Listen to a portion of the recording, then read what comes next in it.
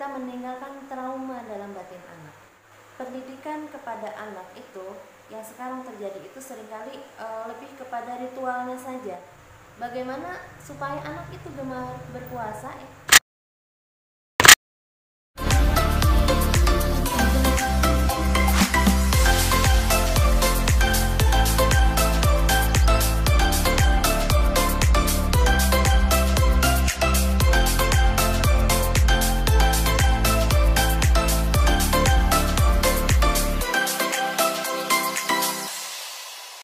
Bismillahirrahmanirrahim. Assalamualaikum warahmatullahi wabarakatuh. Alhamdulillah kita berjumpa lagi dalam channel Meti Herawati. Insya Allah pada kesempatan ini saya akan sharing tentang bagaimana Rasulullah melatih anak berpuasa, atau bagaimana melatih anak berpuasa ala Rasulullah. Teman-teman yang berbahagia, puasa ini adalah salah satu ibadah yang diperintahkan oleh Allah. Bahkan ibadah puasa ini sangatlah istimewa. Kenapa? Karena Allah sendiri mengatakan bahwa ibadah kalian itu untukmu, tetapi ibadah puasamu untukku. Artinya Allah menginginkan puasa kita. Subhanallah. Bahkan Allah sudah menjanjikan bagi orang-orang yang berpuasa akan diberikan pintu khusus untuk memasuki surga, yaitu pintu Ar-Rayyan. Nah, tentunya kita sebagai orang tua ingin sekali anak-anak kita ini menjadi orang yang gemar berpuasa. Bukan hanya puasa di bulan Ramadan, tetapi juga puasa-puasa sunnah lainnya. Dan yang kita pahami sendiri bahwa puasa ini tidak mudah dijalankan. Kenapa? Karena menyangkut ketahanan fisik.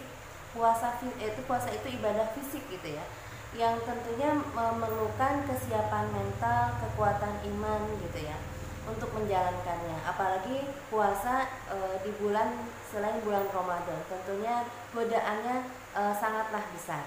Nah, teman-teman, banyak pertanyaan yang muncul ya, yang disampaikan kepada saya, kapan sebaiknya kita mulai mendidik anak berpuasa? Nah, sebelum kita membahas itu, agar anak kita gemar berpuasa, agar puasa itu menjadi habit dia, sebenarnya hal yang penting yang perlu kita lakukan adalah bukan kapan melatih dia berpuasa. Tidak sejak dini anak dilatih berpuasa, tidak jaminan juga dia akan senang berpuasa. Bisa jadi malah dia trauma. Kenapa? Karena tidak dipersiapkan keimanannya. Nah, jadi kalau kita melihat bagaimana Rasulullah mentarbiyah anak-anaknya, cucu-cucunya gitu ya, bisa kita melihat bahwa Rasulullah itu sudah mencontohkan dengan sangat luar biasa.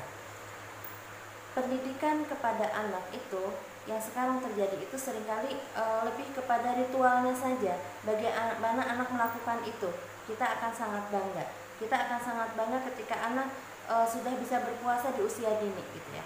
Nah, tapi kita tidak menyiapkan mental mereka untuk siap melaksanakan ibadah ritual itu. Nah, Rasulullah mencontohkan kepada kita dalam mendidik anak itu dibagi 3 fase penting. Yang pertama adalah fase 0 sampai usia 6 tahun atau disebut kalau sekarang ini usia dini ya. Kemudian fase usia 7 sampai 12 tahun. Kemudian usia 12 tahun sampai dengan usia dewasa. Nah, setiap fase ini tentunya ada treatment atau stimulus-stimulus yang harus diberikan orang tua. Nah, ketika kita ingin melatih anak kita beribadah, ya termasuk puasa, maka yang harus kita lakukan adalah mendidik mereka di usia 0 sampai 6 tahun.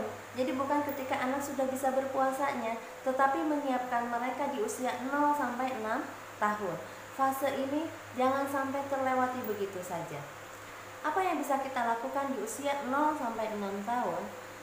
Dikatakan usia fase 0 sampai 6 tahun ini, kata Sayyidina Ali, disebut dengan fase raja. Jadi perlakukan anak seperti raja, dibahagiakan, disenangkan gitu ya. Nah, ketika anak usia 0 sampai 6 tahun, hal penting yang harus dilakukan orang tua adalah menanamkan keimanan. apa yang harus kita lakukan? Yaitu kita mengisi imaji anak tentang Allah. Sampaikan tentang Allah sesering mungkin kepada anak, sehingga anak begitu terobsesi untuk berjumpa dengan Allah. Kemudian selain tentang Allah, juga diperkenalkan tentang surga, bahwa kelak Allah akan memasukkan kita ke dalam surga. Surga itu seperti apa? Pasti mereka akan bertanya seperti itu. Jelaskan, surga itu sangat indah, surga itu banyak kesenangan, di sana tidak ada kesedihan, di sana hanya ada kebahagiaan. Mungkin kalau versinya anak-anak, surga itu banyak mainannya, banyak es krim dan lain sebagainya, sehingga muncul dalam hati anak betapa dia ingin masuk surga, betapa dia ingin menikmati surga dan berjumpa dengan Allah. Ada muncul kerinduan seperti ini. Ini menimbulkan namanya motivasi intrinsik, motivasi dari dalam. Nah, ketika anak mulai dilatih berpuasa, sejak kapan? Kalau kita melihat Rasulullah mengajarkan kepada kita untuk mendidik anak kita sholat itu di usia 7 tahun, ya. Di usia, ajarkanlah anakmu sholat di usia 7 tahun dengan penuh kasih sayang. Maka ketika dia tidak melaksanakan sholat di usia 10 tahun, maka pukullah. Jadi kesimpulannya bukan berarti kita mendidik anak ini boleh dengan cara memukul. Memukul ini adalah pilihan yang paling akhir ketika kita sudah ikhtiar maksimal mendidik anak dengan penuh kasih sayang. Kalau mengajarkan sholat dari usia 7 tahun, baru boleh memukul usia 10 tahun, berarti ada rentang waktu 4 tahun. 4 tahun sehari kita menyuruh anak sholat 5 kali sehari. Berarti berapa kali kita menyuruh anak sholat? Sekitar 4.000 sekian. Kita mendidik anak sholat, mengajak anak sholat dengan penuh kasih sayang. Baru ketika dia nggak mau sholat, dipukul di bagian tubuhnya yang tidak menyakitkan. Subhanallah, alangkah indahnya ajaran Islam ini. Jadi tidak boleh kita karena melihat hadis itu hanya ujungnya aja, oh berarti boleh dong ya ngajarin anak dengan mukul, tidak. Apalagi puasa. Kenapa? Jangan sampai kita meninggalkan trauma dalam batin anak, menimbulkan luka batin yang mungkin akan nantinya akan menimbulkan trauma, sehingga anak tidak cinta dengan puasa, ya. Nah, tadi ketika di fase usia 0 sampai 6 tahun kita sudah mengisi imaji anak tentang Allah dengan sempurna gitu ya, kita memunculkan sosok Allah dengan sangat luar biasa, maka anak akan punya motivasi. Anak saya usia 5 tahun, ada yang 4 tahun setengah, malah dia minta sendiri, Umi aku pingin puasa. Kata saya, kamu belum kuat, kamu masih kecil. Aku kuat. Ternyata dia langsung sampai maghrib. Jadi nggak bertahap puasa beduk, itu anak-anak saya nggak mengalami. Kenapa? Karena mereka sudah terobsesi dengan Allah, mereka sudah sangat terobsesi ingin masuk surga. Nah, ini yang fase ini yang perlu ditekankan oleh orang tua ketika mendidik anak berpuasa ataupun ibadah yang lainnya. Jangan sampai terlewati, jangan sampai anak hanya memahami bahwa puasa itu ya memang keharusan, kewajiban, tanpa dia memahami esensinya apa. Ya. Tapi ketika kita sudah memperkenalkan Allah di usia 0 sampai 6 tahun, dia sudah sangat dekat dengan Allah, sudah paham tentang Allah, sudah marifatullahnya sudah luar biasa. Ketika kita mengajak anak berpuasa, nak berpuasa yuk. Kenapa kita harus berpuasa, ayah, bunda? Karena Allah yang memerintah kita. Allah ingin puasa kita, nak. Oh, Allah yang minta ya. Ya udah, aku mau. Nah, kenapa? Karena dia sudah akrab dengan Allah, ya.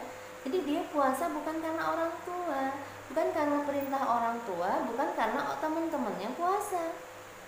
Banyak kejadian anak, mohon maaf ya, ketika dia sudah bisa main bebas gitu ya, tanpa pengawasan orang tua ya di usia SMP, banyak anak yang dari rumah puasa, di luar itu berbuka di siang hari, nanti pulang ke rumah maghrib pura-pura puasa lagi.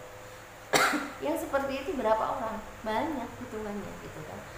Apa belum lagi yang meninggalkan sholat, mereka mudah sekali meninggalkan sholat. Kenapa? Karena tidak ada pengawasan dari ayah ibu.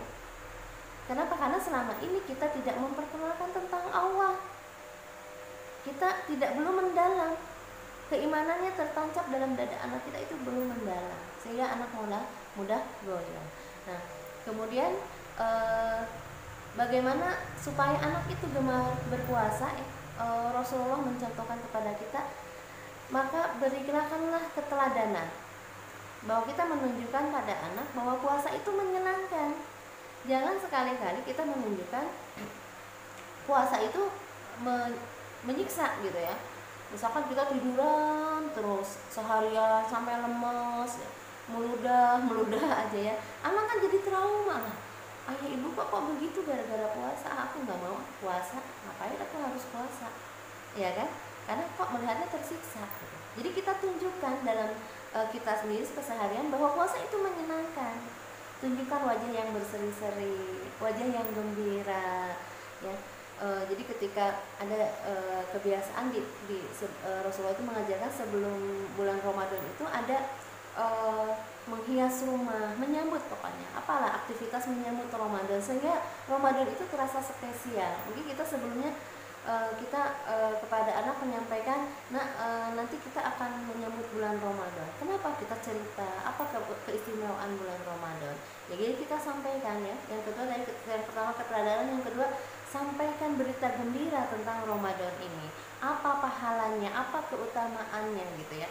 Sampaikan kepada anak sehingga anak ingin menyambut ya. Kalau di keluarga kami biasanya ketika menyambut bulan Ramadan dulu ketika anak-anak masih kecil, kita menghias rumah, kemudian kita bikin poster, setiap anak itu ditulis namanya, misalnya selamat berpuasa Ahyar, kamu pasti kuat, ditempel di dinding gitu ya. Nanti setiap ada tamu yang ini kan ke rumah gitu yang melihat baca, itu mereka suka, Mas Ahyar mau puasa ya, jadi mereka senang gitu ya. Kemudian kita hiasi rumah dengan balon-balon, kemudian saya biasa beli kue hias itu tulisan marhaban ya Ramadan ya, kayak kue ulang tahun gitu ya. Nah kemudian mereka kan suka, senang sekali, jadi mereka ditunggu-tunggu nih, mana nih kue Ramadannya, mana nih. Umi biasanya suka menyiapkan itu, kita makan bersama, kemudian kita berdoa bersama, sehingga ada disampaikan bahwa Ramadan itu sangat istimewa, dan di bulan Ramadan ini banyak momentum yang tidak bisa kita lewatkan begitu saja. Kita tunjukkan itu ya. Nah kemudian untuk anak yang masih berlatih berpuasa, yang ketiga ya, libatkan mereka dalam ritual puasa. Ketika sahur, berbuka, mereka suguhkan makanan seperti orang dewasa. Ini merupakan penghormatan bagi mereka, jadi mereka merasa terhormati gitu. Ini kolaknya untuk adik, ayo kita makan bersama. Bahagia nggak? Makan ketika berbuka itu bahagia sekali. Makannya tidak sama dengan ketika makan di siang hari, tetapi ketika makan ketika maghrib itu senang sekali, bahagia sekali, dan kita akan merasa cepat kenyang. Jadi sampaikan seperti itu sehingga mereka berkesan gitu ya, sangat berkesan ya. Jadi libatkan mereka dalam ritual puasa. Kemudian ketika mereka belum mulai berpuasa atau ya latihan puasa lah ya, masih puasa beduh, biasakan mereka untuk menghormati orang yang berpuasa dengan tidak makan dan minum di depan orang yang berpuasa. Ini salah satu adab yang harus kita ajarkan, sehingga mereka walaupun tidak berpuasa, mereka belajar mulai menahan diri ya. Mereka biasanya makan bebas, sekarang menahan diri untuk tidak makan dimanapun, di depan siapapun. Ini pelajaran penting bagi anak. Dia belajar untuk menahan diri, untuk tidak makan dan minum di depan orang yang sedang berpuasa. Nah kemudian boleh nggak ngasih hadiah? Boleh, nggak apa-apa. Misalkan anak kalau selesai puasanya dibelikan sepatu, ya diberikan barang-barang yang memang harus kita beli. Jadi jangan menambah budget gitu ya. Tapi bahasakan ini hadiah kamu berpuasa, nggak apa-apa, membuat dia senang, tidak masalah. Nah, tapi nanti seiring berjalannya waktu, kita sampaikan kalau hadiah dari ayah ibu itu paling berupa ini, tapi hadiah yang paling istimewa itu dari Allah. Pasti dia penasaran apa? Sebutkan tadi Ar-Rayyan, ya kan? Tetapi ada hadiah yang istimewa yang ingin Allah berikan kepada kita, yang Allah rahasiakan. Nah, ini anak senang tuh, main detektif-detektifan tuh senang. Hah, masih rahasia? Emang hadiahnya apa? Nah, kita nggak tahu. Ini hadiahnya kejutan dari Allah, nanti akan Allah sampaikan sendiri di surganya. Wah, ini insya Allah akan memunculkan motivasi yang kuat bagi anak untuk terus terus berpuasa ya, sehingga anak tidak akan rewel, anak tidak akan ngerengek minta buka. Kenapa? Karena motivasinya berpuasa itu kuat ya, insya Allah gitu ya Bu ya. Kemudian misalkan boleh nggak anak belajar puasanya bertahap? Boleh, tidak masalah. Puasa beduk namanya, tidak tidak dilarang gitu ya. Tapi walaupun kalau memang memungkinkan anak puasa sampai langsung sampai maghrib ya lebih bagus lagi. Tetapi kalau misalkan bertahap juga tidak masalah. Kemudian ketika melatih anak berpuasa ini juga anak juga dimotivasi untuk melaksanakan ibadah yang lainnya ya. Jadi jangan sampai puasanya tidur terus tanpa aktivitas. Tetap anak diberikan semangat untuk melaksanakan ibadah yang lainnya, sholat, tarawih, sedekah gitu ya, apalagi dalam kondisi seperti sekarang ini. Begitu mungkin ya tips ringan ala Rasulullah dalam mendidik anak kita berpuasa. Mudah-mudahan anak-anak kita semuanya menjadi ahli puasa dan kelak akan mendapatkan hadiah istimewa bersama kita nanti langsung dari Allah di surganya Allah. Akhir kalam, wassalamualaikum warahmatullahi wabarakatuh. Mohon maaf bila banyak kekurangan dan kehilafan. Mohon di sharing dan di like channel ini jika Anda merasa bermanfaat. Doakan kami semoga terus bisa menghadirkan sajian-sajian ilmu dan tips yang lainnya. Terima kasih.